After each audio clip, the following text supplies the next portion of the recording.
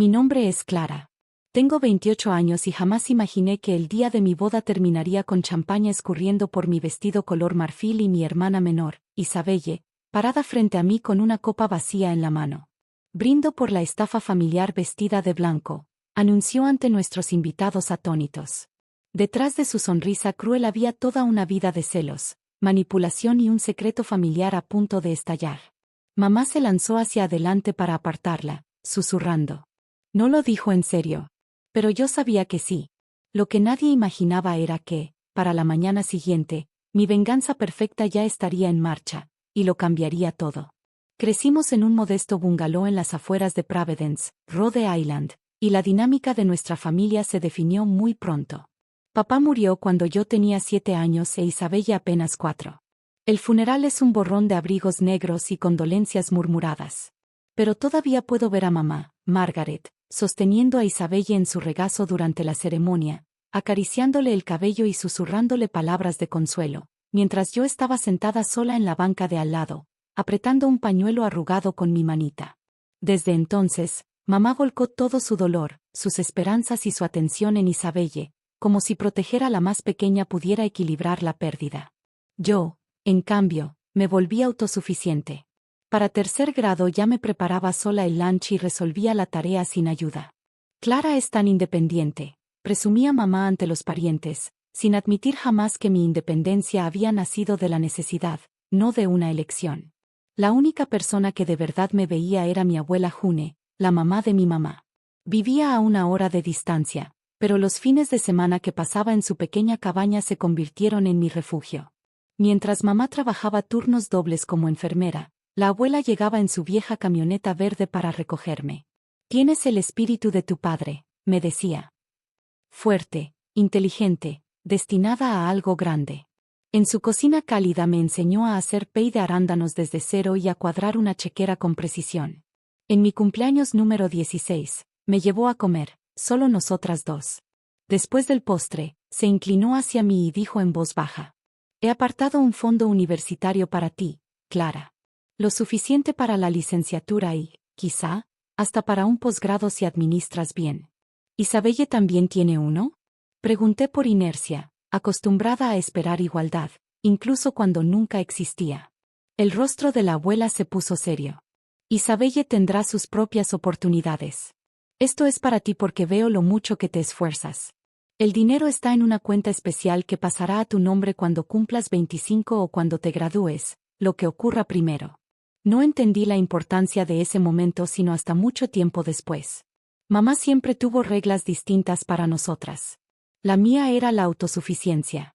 La de Isabelle, la perfección académica y el sueño de la escuela de medicina. La doctora Isabelle Carter, suspiraba mamá, incluso cuando Isabelle apenas pasaba biología en la preparatoria. La presión sobre Isabelle era enorme, pero también lo era la atención. Ella se alimentaba del enfoque de mamá, aunque a veces la quebrara, mientras yo prosperaba en silencio por mi cuenta. Me gradué con honores, trabajé en 2 empleos de medio tiempo para cubrir lo que las becas no alcanzaban y obtuve un título en negocios en la Universidad Estatal. A los 26, ya era analista financiera en una firma respetada en Boston, con ahorros y una vida construida completamente bajo mis propios términos. Entonces apareció Daniel. Nos conocimos en una conferencia del sector donde él daba una ponencia sobre estrategias de inversión para jóvenes profesionistas. Era alto, de mirada reflexiva y con un amor inesperado por la poesía. En nuestra primera cita pasamos del café a la cena y luego a una caminata por el puerto que se extendió hasta pasada la medianoche. Isabelle lo conoció ese día de Acción de Gracias en mi departamento. Lo noté de inmediato, sus risas exageradas a sus chistes, la forma en que buscaba excusas para sentarse junto a él. Era un patrón antiguo. Siempre había intentado desviar hacia ella la atención de cualquiera que se interesara en mí. Pero con Daniel, se sentía calculado. Durante el siguiente año, mientras Daniel y yo nos acercábamos más, Isabelle inventaba emergencias para atraerlo a su órbita. Le mandaba tarjetas navideñas por separado con chistes internos que no eran reales. Incluso solicitó un puesto en su empresa, a pesar de no tener el menor interés en finanzas. Tu hermana es persistente, comentó Daniel una vez, después de que ella le escribiera para pedirle ayuda moviendo muebles. Creo que se siente sola. Yo reconocía la manipulación, pero ¿cómo explicar una vida entera de sabotaje sutil sin sonar celosa? Mientras tanto, la salud de la abuela June empezó a deteriorarse. En una visita, parecía desesperada por hablar conmigo a solas. El dinero para tu educación, empezó, con la voz más débil de lo que jamás le había oído. Hay algo más que necesitas saber. Su enfermera interrumpió y nunca terminamos esa conversación. 3 semanas después, falleció. En el funeral, vi a mamá conversando profundamente con el abogado de mi abuela, cortando la charla cada vez que yo me acercaba. Estaba demasiado destrozada para cuestionarlo. Me tomaría un año entero entender lo que la abuela había intentado advertirme. Para entonces, la traición ya estaba en marcha.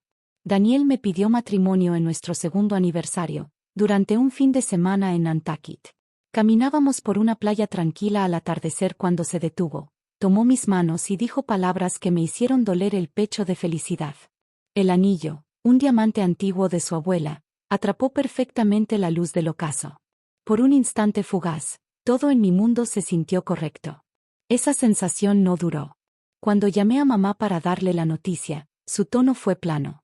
¿Comprometidos ya?, dijo, como si 2 años fueran un impulso irresponsable. Bueno, supongo que felicidades. ¿Ya fijaron fecha? Cuando le dije que pensábamos en una boda en otoño, apenas 8 meses después, suspiró. Eso no nos da mucho tiempo para planear, y Isabelle tiene exámenes finales. Tendremos que acomodarnos a su agenda. Esa llamada marcó el tono de lo que se convirtió en un proceso de planeación agotador y lleno de tensión. Cuando Daniel y yo fuimos a cenar a casa de mamá para celebrar, pasó casi toda la noche hablando del avance de Isabelle en premedicina, apenas reconociendo mi compromiso. El hijo del doctor Thompson acaba de terminar medicina, le dijo a Daniel mientras pasaba las papas. Un muchacho tan agradable. Isabelle casi salió con él el año pasado. Habrían sido una pareja poderosa. Mamá, basta, dijo Isabelle con dulzura, aunque sus ojos brillaban con ese chispeo competitivo tan familiar. Esta noche es de Clara. Luego añadió. Aunque Mark Thompson acaba de comprar una casa en el lago Preciosa. Más tarde, Isabelle me abrazó con fuerza. Estoy tan feliz por ti, hermana. Quiero ser tu dama de honor. Ya tengo muchísimas ideas. Contra mi mejor juicio, acepté. Tal vez esto podría ser un punto de inflexión. No lo fue. Pronto empezaron a surgir problemas, siempre ligados a algo que Isabelle había ayudado a organizar. El salón llamó para decir que habían reservado doble la fecha, a pesar de 2 confirmaciones. La florería aseguró que nunca recibió nuestro anticipo. Yo tenía el cheque cancelado. El diseño del pastel era completamente incorrecto. Estas cosas pasan en las bodas, decía Isabelle, consolándome después de cada desastre. Menos mal que estoy aquí para arreglarlo. La gota que derramó el vaso fue cuando mi vestido de novia llegó con alteraciones drásticas que jamás autoricé y que lo hacían casi imposible de usar. Debe ser un error, dijo Isabelle, aparentando angustia. No te preocupes, yo me encargo. Esa misma tarde, mi prima Laia me llamó. Dudó antes de hablar. Clara, escuché a Isabelle en el cumpleaños de la tía Mary. Le estaba diciendo a la gente que te habías vuelto una novia insoportable y que Daniel tenía dudas sobre la boda. Me quedé paralizada mientras Laia continuaba, repitiendo otras cosas que Isabelle supuestamente había dicho a familiares y amigos, pintándome como inestable, desesperada y posesiva. Esa noche confronté a Isabelle. Primero lo negó, luego lloró, culpando al estrés y a los celos. Quise creerle, pero el patrón era demasiado claro. El dinero se convirtió en otro campo de batalla. Mamá ofreció ayudar con los gastos, solo para imponer condiciones. Si pagamos el banquete, nosotros elegimos el menú, insistió, empujando platillos lujosos muy por encima de nuestro presupuesto. Después de semanas de discusiones, les dije con firmeza. Daniel y yo vamos a pagar toda la boda nosotros solos. Mamá se mostró herida.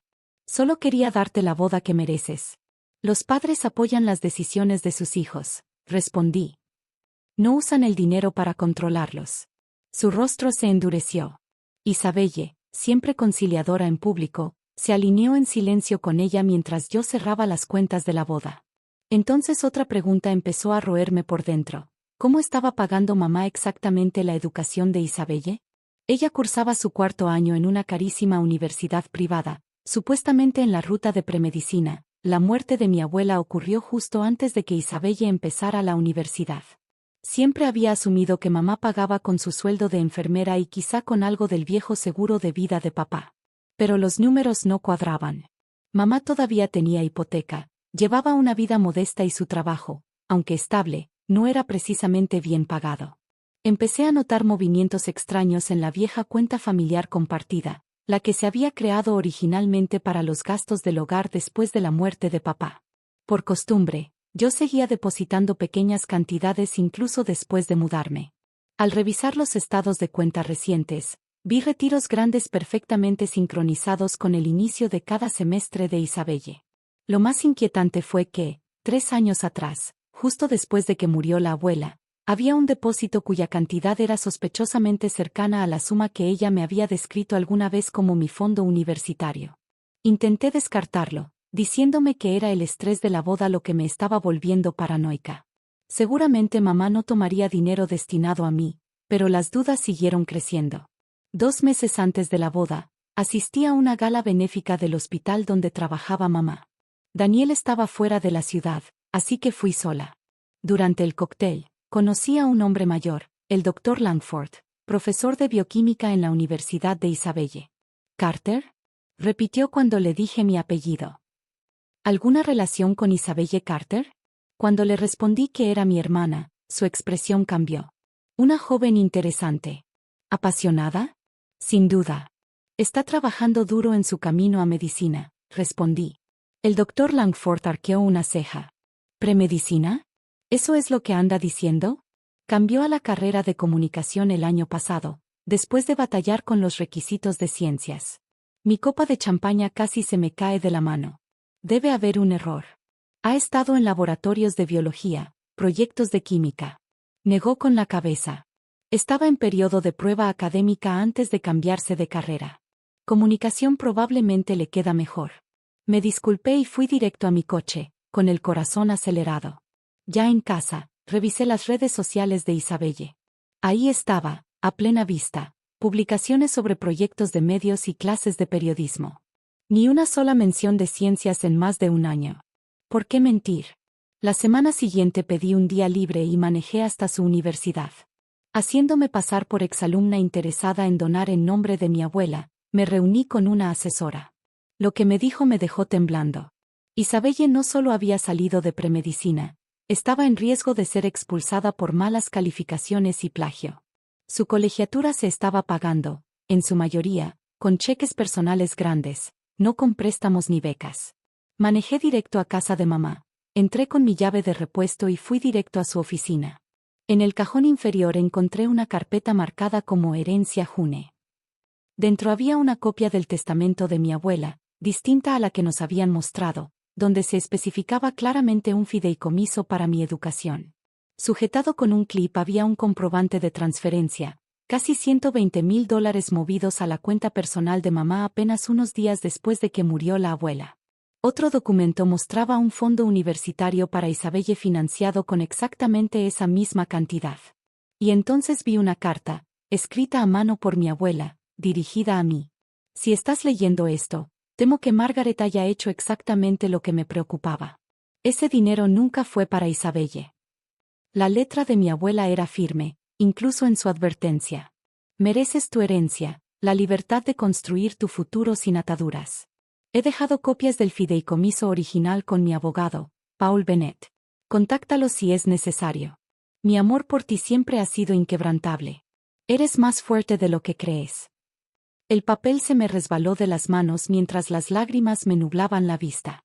Todos esos años en los que apenas sobreviví trabajando 2 empleos durante la universidad, endeudándome, mientras mamá usaba mi herencia para financiar la educación y el estilo de vida de Isabelle. Guardé rápidamente la carta en mi bolso, regresé todo a su lugar y entré a la cocina justo cuando mamá cruzaba la puerta principal. Clara, ¿qué haces aquí? Andaba por la zona, mentí. Pensé que podríamos hablar de detalles de la boda. Nos sentamos a la mesa con café, pero no pude contenerme. ¿Cómo va Isabelle? ¿Sigue en camino a medicina? Sus ojos parpadearon antes de lanzar su discurso habitual sobre la brillantez académica de Isabelle. Eso es caro, dije con aparente ligereza. ¿Cómo le hacen para pagar la colegiatura? Un destello de alarma. Nos las arreglamos. Ayuda financiera. Algo de dinero de tu abuela. Mis ahorros. ¿El dinero de la abuela? Insistí. ¿Te refieres al fondo universitario que ella creó para mí? El color se le fue del rostro. Luego apretó la mandíbula. Isabelle lo necesitaba más. Tú siempre has sido autosuficiente. Ella es frágil. Necesita apoyo para alcanzar su potencial. Así que tomaste algo que legalmente era mío sin decirme nada. Mi voz temblaba de furia. Fue una decisión familiar, respondió con frialdad. Tu padre habría querido eso. No. Él habría querido honestidad. Respeto por los deseos de la abuela. Su expresión se endureció. Tu padre era un idealista. Mira a dónde lo llevó eso. Muerto a los 40, dejándonos sin nada. Las palabras me golpearon como una bofetada. Y en ese momento lo entendí. Mamá nunca me había visto realmente. Para ella, yo era un reflejo de papá. Mi independencia, un recordatorio de la vida que había perdido. Isabelle era su segunda oportunidad. Esa oportunidad está construida sobre mentiras, dije. Isabelle ya ni siquiera está en premedicina. Se cambió a comunicación y va mal. El shock de mamá pasó rápidamente a negación. Eso es absurdo. Me puse de pie. Ya no importa. Lo que importa es que esta familia se ha construido sobre manipulación y futuros robados. Y yo ya terminé. Me fui sin decir una palabra más. La decisión ya estaba tomada. Después de la boda, la verdad saldría a la luz y, por una vez, las consecuencias no recaerían solo sobre mí. La mañana de mi boda amaneció clara y fresca. En la suite del hotel, mi mejor amiga Mara me ayudó a abrochar el último botón de perla de mi vestido de encaje. ¿Todavía no llega el huracán Isabelle? Bromeó. Van tarde, respondí seca. Isabelle llegó finalmente con 45 minutos de retraso, con el maquillaje a medias y olor a mimosas. Me abrazó demasiado fuerte, se le cayó el labial y pidió champaña. Mara le dio café en su lugar. Mamá apareció después, preocupándose por el peinado de Isabelle y apenas mirándome, salvo para decir que mi velo estaba chueco. Pero cuando caminé por el pasillo y vi el rostro de Daniel iluminado de amor, supe que estaba tomando la decisión correcta, sin importar el caos a mi alrededor. La ceremonia fue perfecta. En la recepción, mamá dio un discurso que se convirtió en un relato falso y exagerado de la supuesta investigación médica de Isabelle. Los invitados se miraban confundidos. Uno de ellos, el doctor Langford, se removió incómodo en su asiento. Entonces Isabelle se levantó, copa de champaña en mano. Todos creen que Clara es perfecta, empezó, con la voz afilada. Pero no saben lo que yo sé. Así que brindo por mi hermana. La estafa familiar vestida de blanco. Y me lanzó la champaña encima. Se escucharon jadeos. Mamá corrió a apartarla, diciendo que había tomado demasiado. Daniel se inclinó hacia mí. ¿Estás bien? Me enderecé, tomé el micrófono y dije. Si algo he aprendido, es que no puedes controlar lo que te pasa, solo cómo respondes. Así que sigamos celebrando. Por dentro, sin embargo, mi plan ya estaba tomando forma.